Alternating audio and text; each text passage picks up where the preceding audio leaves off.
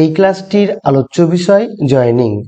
Joining তো আমরা অনেক রকম ভাবে করতে পারি, তার মধ্যে এখন আমি আলোচনা করব সো দ্যাট দিয়ে কেমন ভাবে জয়েনিং করতে হয় সেই বিষয়টি নিয়ে। সো দ্যাট মানে হচ্ছে এত যে। বিষয়টি তোমাদের কাছে পরিষ্কার হবে যখন আমি বেশ কতগুলো এক্সাম্পল তোমাদের দেব। প্রথমে দেখতে পাচ্ছ 1 নম্বর এক্সাম্পল, এখানে দুটো সেন্টেন্স রয়েছে। হি ইজ ভেরি ওল্ড, সে হয় খুব বৃদ্ধ। হি ক্যান নট ওয়ার্ক, সে কাজ করতে পারে না। এই বাক্য দুটোকে আমরা এত যে বা সো দ্যাট দিয়ে যখন জয়েনিং করব তখন সেটা হয়ে যাবে সে এত বৃদ্ধ যে সে কাজ করতে পারে না। অ্যান্সারটা হবে এরকম, he is so old that he can not work. এখানে আমরা যেটা করলাম, ভেরির পরিবর্তে সো বসিয়ে দিলাম এবং ফুল স্টপ উঠিয়ে দিয়ে তার জায়গায় দ্যাট বসিয়ে দিয়েছি। এটাই হচ্ছে এই সো দ্যাট দিয়ে জয়েনিং এর নিয়ম। এই ভিডিও শেষের দিকে আমি নিয়মটাও তোমাদের লিখিয়ে দেব, তার আগে কয়েকটি এক্সাম্পল আমরা পরপর দেখে নেব। এবার 2 নম্বর দেখো, the old man was very weak, he could not work. বৃদ্ধ মানুষটা খুব দুর্বল ছিল, সে কাজ করতে পেরেছিল না। এটাকে সো দ্যাট দিয়ে জয়েনিং করলে হবে, বৃদ্ধ মানুষটা এতটাই দুর্বল ছিল যে সে কাজ করতে পেরেছিল না। তো অ্যান্সারটা এখানে হয়ে যাবে, the old man was so weak that he could not work. এবার 3 নম্বরটা দেখে নাও, হি ইজ ভেরি ফ্যাট, সে হয় খুব মোটা। He can not run fast, সে দ্রুত দৌড়তে পারে না। এটা হবে সে এতটাই মোটা যে সে দ্রুত দৌড়তে পারে না। এখানে আমরা অ্যান্সারটা করবো এরকম ভাবে, হি is so fat that he can not run fast. আমরা ভেরি উঠিয়ে সো বসাচ্ছি এবং ফুল স্টপ উঠিয়ে দ্যাট বসিয়ে দিচ্ছি, অ্যান্সারটা কিন্তু আমাদের হয়ে যাচ্ছে। নেক্সট দেখে নাও, the box is very heavy, I can not lift it. বাক্সটা খুবই ভারী ছিল, আমি এটা ওঠাতে পারিনি।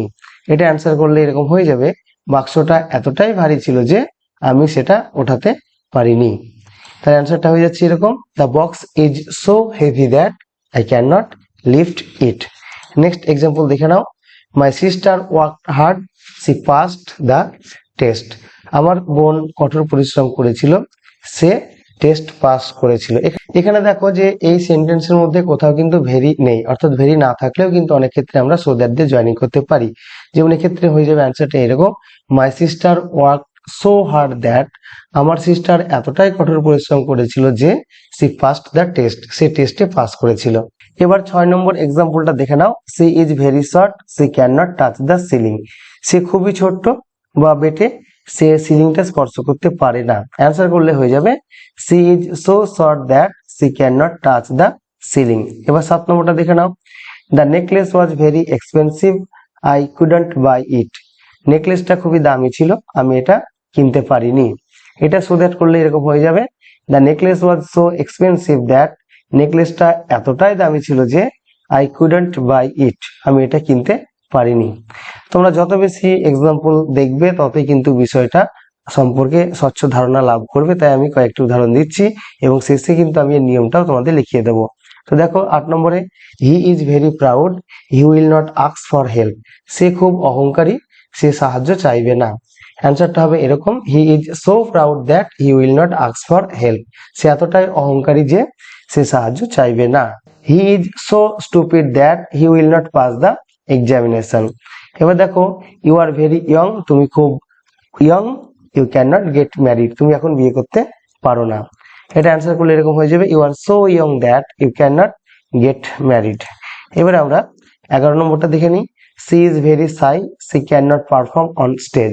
সে খুব লাজুক, সে স্টেজে পারফর্ম করতে পারে না। অ্যান্সার হবে এরকম, she is so shy that she can not perform on stage. এইবারে আমরা এর রুলস বা নিয়মটা দেখে নেব। দেখো এখানে কি আছে, 1 নম্বরে আমরা যে কাজটা করছি সেটা হলো কি, ভেরি উঠিয়ে তার জায়গাতে আমরা সো বসিয়ে দিচ্ছি।